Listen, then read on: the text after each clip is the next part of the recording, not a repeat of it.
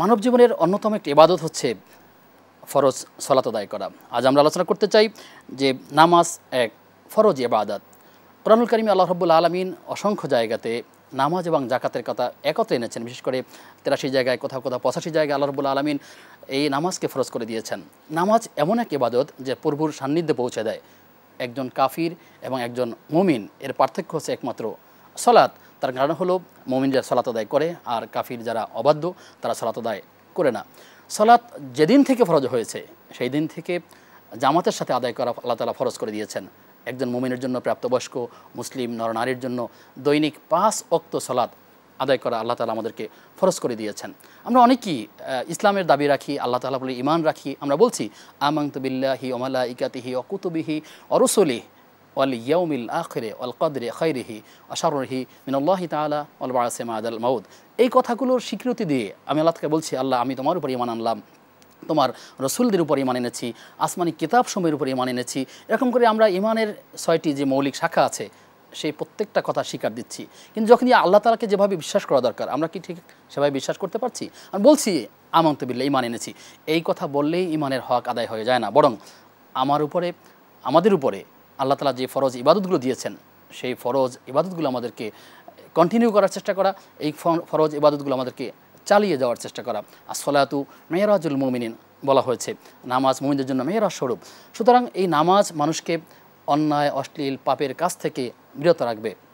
আল্লাহ তাআলা এভাবেই কোরআনুল কারীমে বলেছেন যে একজন মানুষকে অন্যায় থেকে এই নামাজ ফিরিয়ে রাখবে, পাপের কাছ থেকে ফিরিয়ে রাখবে। কিন্তু আমরা যারা নিজেদেরকে ঈমানদার দাবি করছি আমরাও সালাত আদায় করছি, কিন্তু আমাদেরকে তো ইন্নাস সালাতা তানহা আনিল ফাহশাই ওয়াল মুনকার, এই আয়াতে কারিমের মধ্যে আল্লাহ তাআলা বলছেন নামাজ মানুষকে অন্যায়, অশ্লীল, গর্হিত কাজ থেকে বিরত রাখে। কই তাহলে আমরা কেন আবার অন্যায় কাজকে কন্টিনিউ করছি? তাহলে বুঝতে হবে আমরা যে অন্যায় কাজকে চালিয়ে যাচ্ছি তাহলে হয়তো আমার নামাজ হচ্ছে না। তাহলে যদি নামাজ নাই হয় তাহলে কী নামাজ পড়ছি? তাই বলে কি ছেড়ে দেব? মোটেই না, বরং এই নামাজ আমাদেরকে কন্টিনিউ করার চেষ্টা করতে হবে। যেদিন থেকে ফরজ হয়েছে জামাতের সাথে, ওয়ারকাউ মা'আর রাকিঈন, নামাজ পড়তে হবে জামাতের সাথে আদায় করে মসজিদে গিয়ে। ফরজ সালাত অবশ্যই মসজিদে গিয়ে জামাতের সাথে আদায় করতে হবে। নফল সালাত বাসা বাড়িতে আদায় করার চেষ্টা করতে হবে।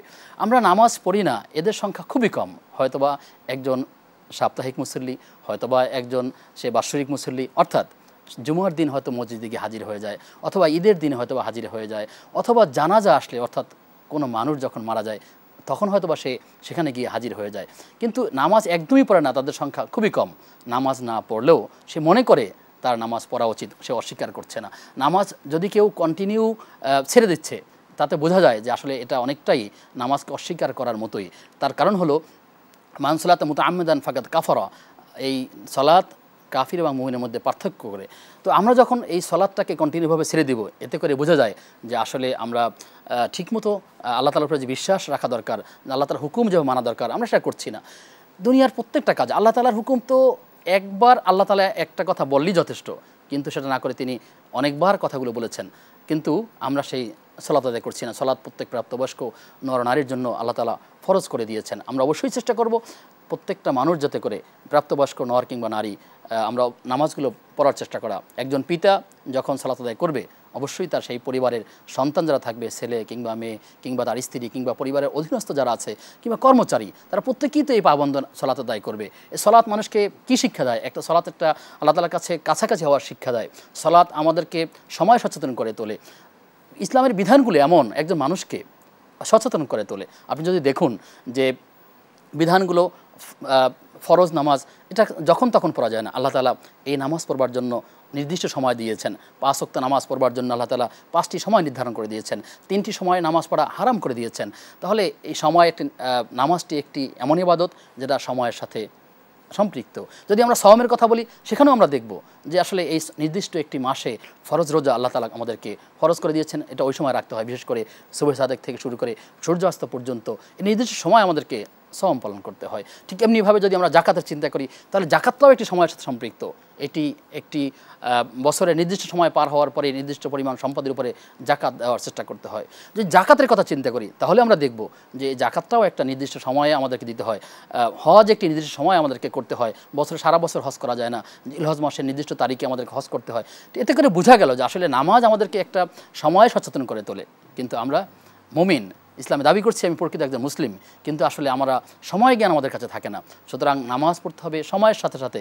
একটু আগেও যে কাজটি করা যেত না, ওক্ত না হওয়ার কারণে ওক্ত হয়ে যাওয়ার পরে আবার সেই কাজটি করতে হবে। যেমন ধরুন আপনি জোহরের সালাত আদায় করবেন, সেক্ষেত্রে যখন সূর্য মাথার উপরে থাকবে, তখন একদম দ্বিপ্রহর যখন থাকবে, এই মুহূর্তে সালাত আদায় করা যায় না, সালাত আদায় করা যাবে না। ঠিক যখন আবার সূর্যটা একটু পশ্চিম দিকে হেলে পড়বে, তখনই আবার সালাত আদায় করা যাবে।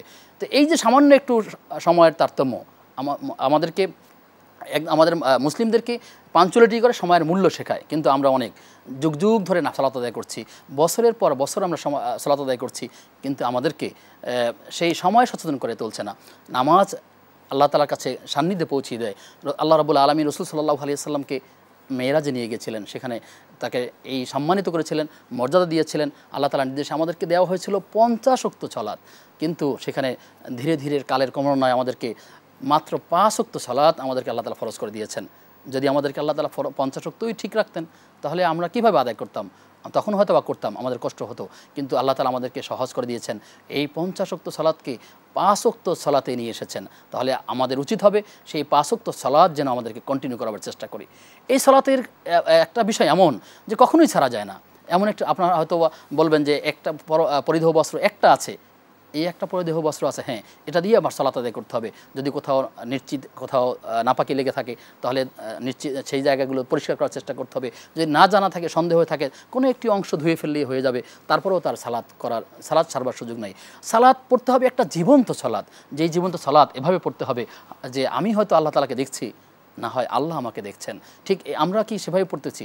আমরা সালাত আদায়কে আল্লাহু আকবার তাকবীর বলে যা সালাতের মধ্যে ঢুকে যাব, দুনিয়ার সকল কাজকে হারাম করে দিব। আমি আল্লাহ তাআলার একজন গোলাম, আল্লাহ তাআলার গোলামি করব, আমি সেজদাকে, আমি আমার কপালকে মাটিতে ঠুকে দেব, আমি রুকু করব, আমি সেজদা করব, এভাবে করে নিজের সালাতকে কন্টিনিউ করব, আল্লাহ তাআলার সাথে কন্টিনিউ করার চেষ্টা করব।